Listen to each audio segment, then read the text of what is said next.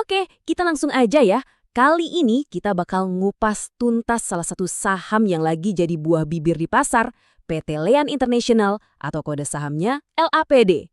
Ini tuh cerita soal comeback, soal akuisisi strategis, dan soal pertaruhan besar buat masa depan. Yuk, kita mulai. Coba deh, lihat angka ini. Plus 1.177%. Gila kan? Ini bukan salah ketik loh. Ini beneran kenaikan harga saham LAPD dari awal tahun. Pastinya performa kayak gini bikin semua orang noleh.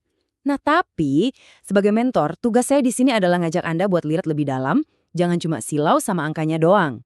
Nah, ini dia pertanyaan besarnya. Kenaikan ribuan persen ini tuh peluang emas yang harus kita sikat, atau jangan-jangan ini malah jebakan buat investor? Tenang, dalam beberapa menit ke depan, kita bakal kupas semuanya lapis demi lapis, biar Anda bisa ambil keputusan yang lebih bijak.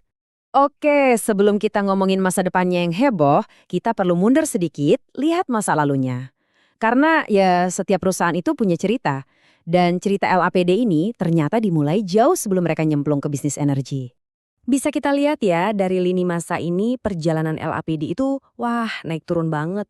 Awalnya mereka main di kemasan plastik tahun 90-an, terus IPO tahun 2001. Nah di 2007 mereka banting setir, masuk ke sektor energi. Tapi puncaknya atau mungkin lebih tepatnya titik terendahnya itu di tahun 2020. Kontrak penting mereka sama PLN putus dan akibatnya fatal.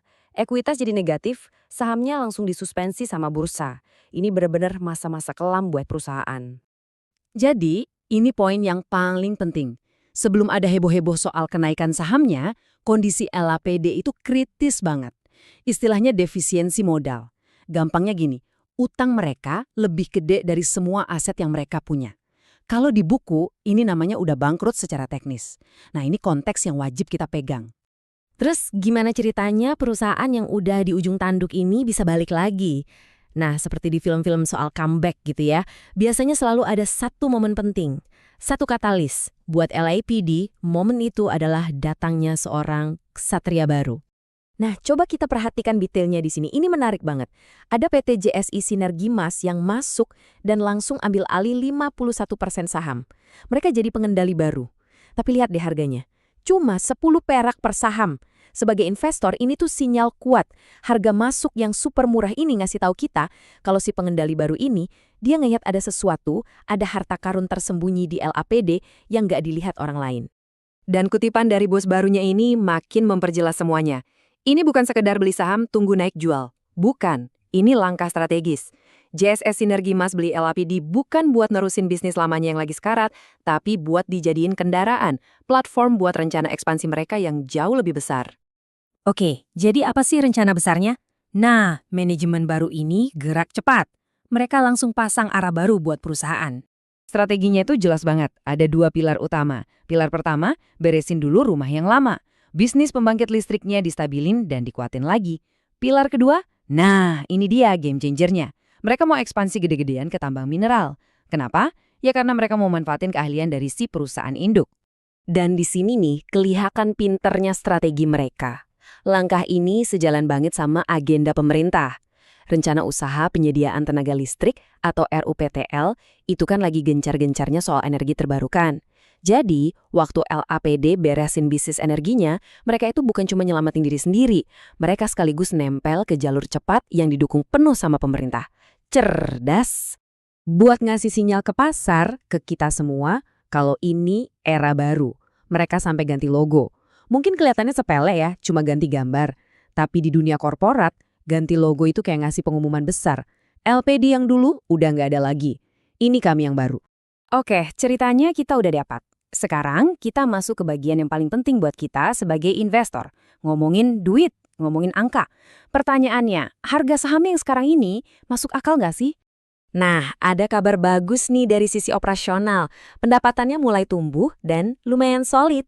Ini bukti pertama kalau strategi buat beresin bisnis intinya mulai jalan. Kenapa ini penting?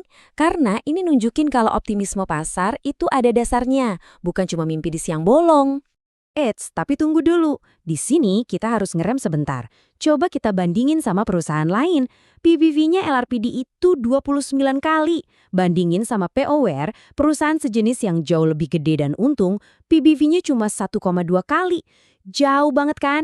P/E ratio-nya nggak ada, wong perusahaannya masih rugi. Angka-angka ini tuh seolah-olah teriak, "Hey, jangan nilai kami dari kinerja sekarang." Jadi apa dong yang terjadi? Fenomena ini namanya re-rating pasar. Intinya, investor itu udah nggak ngelihat LAPD sebagai perusahaan listrik yang rugi lagi. Mereka ngelihatnya sebagai cangkang atau kendaraan buat bisnis tambangnya JSI Sinergi Mas di masa depan. Jadi valuasi yang setinggi langit ini harga untuk ekspektasi, bukan harga untuk kenyataan hari ini. Paham ya bedanya? Sejauh ini ceritanya kedengeran bagus banget kan? Menjanjikan. Tapi tugas mentor yang baik itu bukan cuma ngomongin yang manis-manis. Kita juga harus lihat sisi pahitnya, yaitu resiko. Dan di kasus LAPD ini, resikonya sangat-sangat nyata. Oke, kita bedah satu-satu risiko utamanya. Pertama soal duit. Kas mereka itu tipis. Kalau nggak disuntik dana sama induknya, mereka bisa gawat. Kedua soal aturan. Saham ini masih nangkring di papan pemantauan khusus BEI. Ini penting karena perdagangannya jadi terbatas. Akibatnya, pemain besar atau big money bisa jadi mikir 2 kali buat masuk. Dan ini bisa bikin harganya ketahan. Dan yang terakhir, dan mungkin yang paling besar, risiko eksekusi. Punya rencana hebat di bisnis tambang itu gampang. Tapi ngejalaninnya sampai berhasil, wah itu cerita lain. Butuh modal raksasa, keahlian tingkat dewa, dan waktu yang nggak sebentar. Jadi, kita balik lagi ke pertanyaan di awal tadi. Di satu sisi, kita punya cerita comeback yang keren banget, dengan pengendali baru yang kuat dan visi yang jelas. Tapi di sisi lain, ada valuasi yang udah kelewat mahal dan resiko eksekusi yang nggak main-main. Nah, keputusan akhirnya tentu ada di tangan Anda. Tapi setidaknya sekarang, Anda punya peta yang lebih jelas untuk menjelajahi medan yang rumit ini. Pikirkan baik-baik.